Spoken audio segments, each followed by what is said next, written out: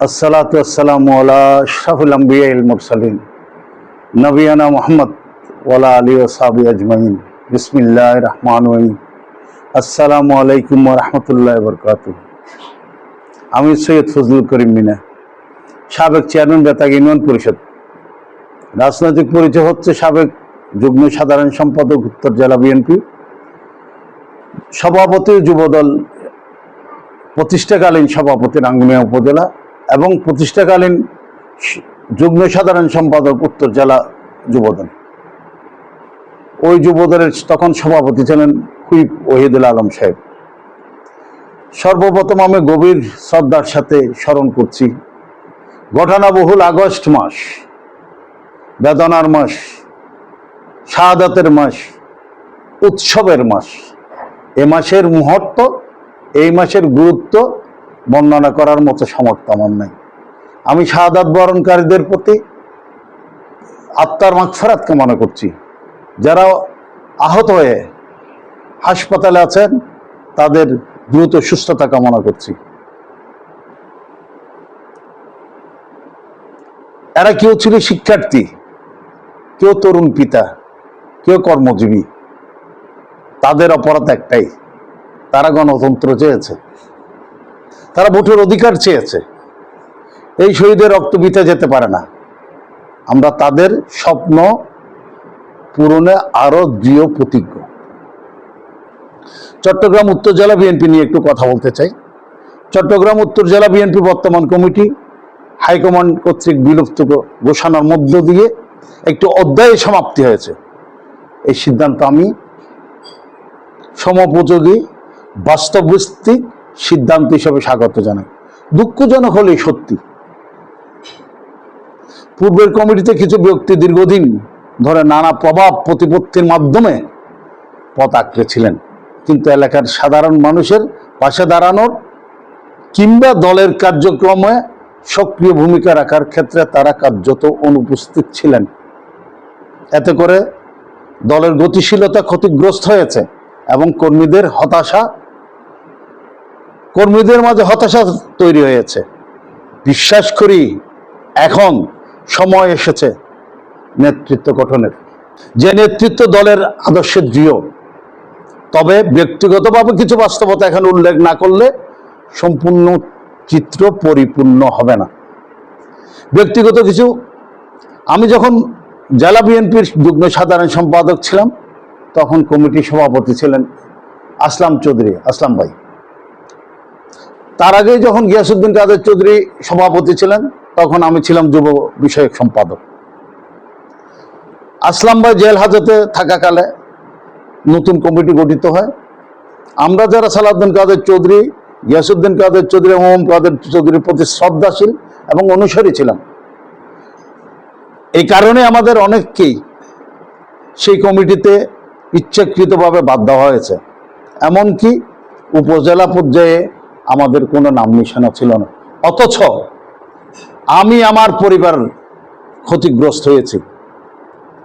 আমার ছেলে দু দফায় গ্রেফতার হয়ে 3 মাস 20 দিন জেলখানায় ছিল। অপরাধ কি?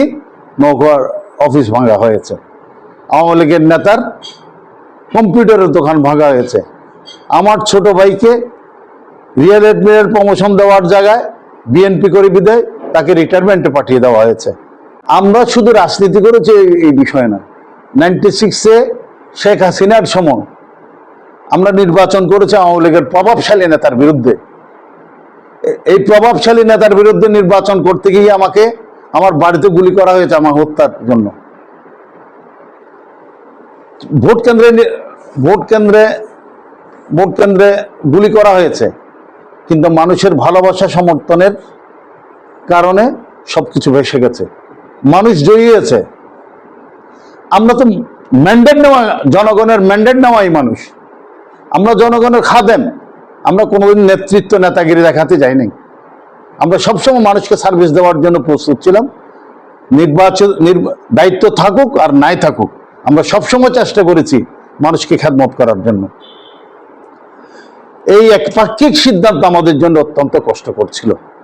সম্প্রতি রাউজানে যে অনাকাঙ্ক্ষিত ঘটনা ঘটেছে সেটা কোনোভাবে দলীয়ভাবে সমর্থনযোগ্য নয়। কে বা কারা কি উদ্দেশ্যে এমন পরিস্থিতি তৈরি করেছে তা অবশ্যই নিরপেক্ষ তদন্তের মাধ্যমে বেরিয়ে আসবে বলে বিশ্বাস করি। আমরা হাইকমান্ডের প্রতি অনুরোধ জানাই, এই ঘটনা নিরপেক্ষ তদন্ত নিশ্চিত করা হোক। অনেকেই প্রশ্ন করেন এখন কেন এসব দেখতে হচ্ছে। আমার জবাব পরিষ্কার, একটি প্রজন্ম যা দেখেছে গত 17 বছর ধরে, তাদের মধ্যে থেকেই আজকের এই সমাজ তৈরি হয়েছে। যে ছেলেরা 8-9 বছর ছিল সে এখন 25-26 বছর, 25-26 বছরের যুবক। সে দেখেছে ফ্যাসিস্টের জঘন্য কর্মকাণ্ড, মারপিট, খুন খারাপি, গুম, ভোট ডাকাতি, আয়নাগর, ক্রসফায়ার, চাঁদাবাজি, ধর্ষণ, এমনকি গর্ব করে উচ্চস্বরে শততম ধর্ষণের সেঞ্চুরির নির্লজ্জ ঘোষণা দিয়েছে। আজকে তরুণরা কি ভিন্ন মাটির তৈরি না কোনো ভিন্ন গ্রহের? তারা কারো চাচাতো ভাই, কারো খালাতো ভাই, এমনকি কারো আপন ভাইও। সুতরাং প্রশ্ন নয়, আমরা চাই সমাধান। সমাধান একটাই, সঠিক নেতৃত্ব, সঠিক মনোনয়ন, সঠিক প্রতিনিধিত্ব এবং নিরপেক্ষ নির্বাচন আগামী জাতীয় নির্বাচনের মাধ্যমে একটি গ্রহণযোগ্য, কর্মী বান্ধব, তারুণ্য নির্ভর, মেধাভিত্তিক সরকার গঠন করলে এই অরাজকতা ধীরে ধীরে নিয়ন্ত্রণে আসবে, এটাই আমি বিশ্বাস করি। জেলা কমিটি নিয়ে আমার সুস্পষ্ট পরামর্শ, আগামী কমিটি গঠনের 3টি মূল নীতিকে সর্বোচ্চ গুরুত্ব দেওয়া হোক। রাজনৈতিক নির্যাতিত ত্যাগী নেতারা, তরুণরা, শিক্ষিত মেধাবী জনসম্পৃক্ত তরুণ এবং অভিজ্ঞ প্রবীণদের অন্তর্ভুক্তি, মাঠ পর্যায়ের কার্যকর ভূমিকার ভিত্তিতে দায়িত্ব প্রদান। এই প্রসঙ্গে আমি স্পষ্ট উচ্চারণ করতে চাই, আমি শহীদ রাষ্ট্রপতি জিয়াউর রহমান রহমতুল্লাহ আলাইহির আদর্শ, দেশ নেত্রী বেগম খালেদা জিয়ার পরীক্ষিত ও সাহসী নেতৃত্ব এবং দেশনায়ক তারেক রহমানের প্রজ্ঞাপূর্ণ গতিশীল দিক নির্দেশনার প্রতি অবিচল আস্থা, বিশ্বাস ও আনুগত্য প্রকাশ করছি। এই নেতৃবৃন্দের হাত ধরে বিএনপি অতীতে গণতন্ত্র ও দেশের মানুষের অধিকার চক্রে সংগ্রাম করেছে, ভবিষ্যতে ইনশাআল্লাহ করবে। পুনরায় বলতে চাই, যে কোনো মূল্যে দলীয় ঐক্য বজায় রাখতে হবে, থাকতে হবে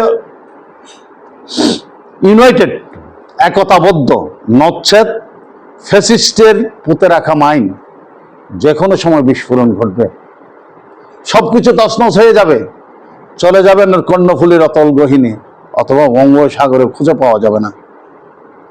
সুতরাং সাবধান, আমরা ঐক্যবদ্ধ হতে হবে আমাদের, সে উপজেলা পর্যায় থেকে জেলা পর্যায়ে, জেলা থেকে কেন্দ্রীয় পর্যন্ত ঐক্যের বিকল্প নেই। আজকে আমি স্লোগান দিতে চাই, বিএনপি বাঁচুক, বাংলাদেশ বাঁচুক, গণতন্ত্রে ফিরে আসুক, জনগণের অধিকার প্রতিষ্ঠিত হোক, বেগম খালেদা জিয়া জিন্দাবাদ, তারেক রহমান জিন্দাবাদ, বাংলাদেশ জিন্দাবাদ। সবাই ভালো থাকুন, সুস্থ থাকুন। আসসালামু আলাইকুম ওয়া রাহমাতুল্লাহি ওয়া বারাকাতুহু। ধন্যবাদ সবাইকে, ধন্যবাদ আলোকিত আরাঙ্গুনিয়াকে।